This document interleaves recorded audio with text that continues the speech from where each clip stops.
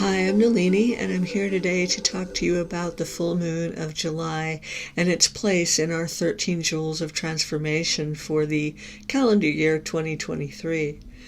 The July full moon happened on the 3rd, a couple of days before this is being recorded, and it happened at 11 degrees 18 minutes of the sign of Capricorn. That is important because that sign tends to have to do with our careers, our work in the world, our place in business. Not the money exactly, but how we function in that realm. It also has to do with justice and legal systems in that perspective.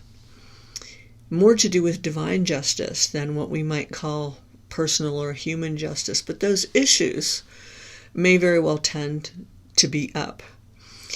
The full moon of July is also known as the buck moon in the northern hemisphere, meaning the male deer, and it's called that because in this particular lunation, the antlers were generally fully formed. And as we know, the buck sheds its antlers annually and then grows a new set and gets bigger and bigger until it becomes to full maturation.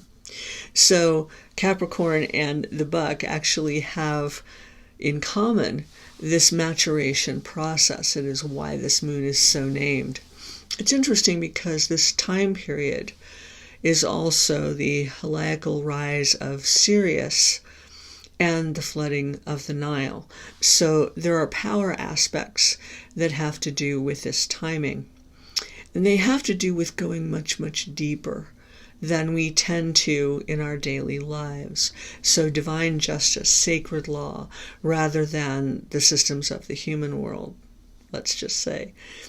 As I watch these energies move from the Celtic lands where they have been welling up through the last month, through June, through that lunation, through the solstice, those are staying illumined. Everywhere where this energy has moved this year, the illumination is staying and increasing. It's quite sustainable. And this is moving into the North Atlantic for July. And I wondered at that until I saw that it was going deep into the seafloor, deep into the bedrock, into the Earth's crust, filtering down to the mantle, and the pristine manticular elementals were then rising up with this energy, welling up, this rosy, deep energy. So the gem ally that showed up for this month, which is interesting because ruby is July's birthstone, but this has nothing to do with that. This is raw ruby, my friend here. You can see my little friend here. This is a raw ruby, and I have her in this form because it's much easier to go through metal detectors this way, but also because it feels more natural, more organic to have her in this form when she accompanies me in various places. The reason that this showed up for this month is that ruby is an amplifier. It is an amplifier of loving empowerment. This is all kinds of love, divine love particularly, but soft love, gentle love, support, sustainability, and also the tough love of adamant. So we are seeing the rose lines on the planet increase, the dragon lines increase, the rose nodes increase, the dragon nodes increase within the planet and within our bodies, our cellular structures, as well as within the mineral realm of the earth. And I was watching the ruby crystals that form within other minerals and within our bodies being lit up, and this warmth, this deep rosy warmth coming up through not just the Atlantic and what used to be Atlantis, but through all of the lines and the nodes on the planet. There's this gentle welling, which is completely insistent, very much like mother love, like great mother love. And this is what works. This is what will sustain. This is what will support. This is what will cherish.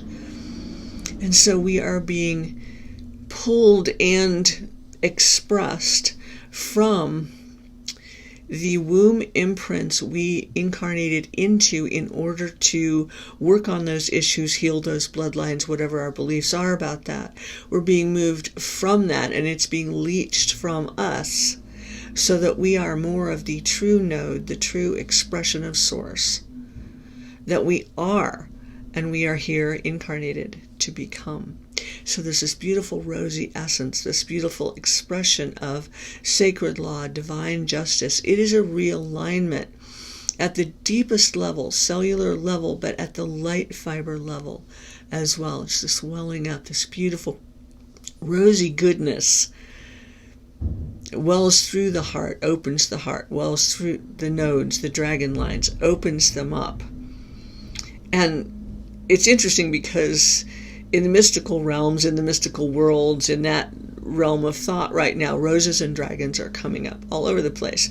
And that's because these energies and what they represent, the flowering of a certain type of matter and spirit alchemy, is what is happening way down deep in the depths, under the bonnet, so to speak, of what's going on for all of us.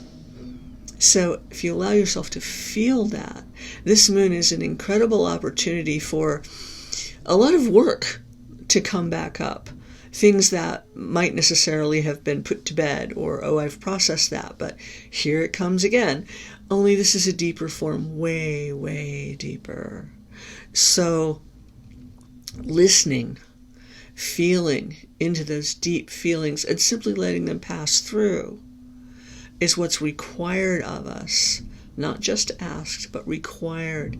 There's an adamant quality to this divine love welling up through, but it is beautiful, rosy and warm and supportive, loving empowerment that is moving through this particular lunation, which will catch on fire later the end of the month.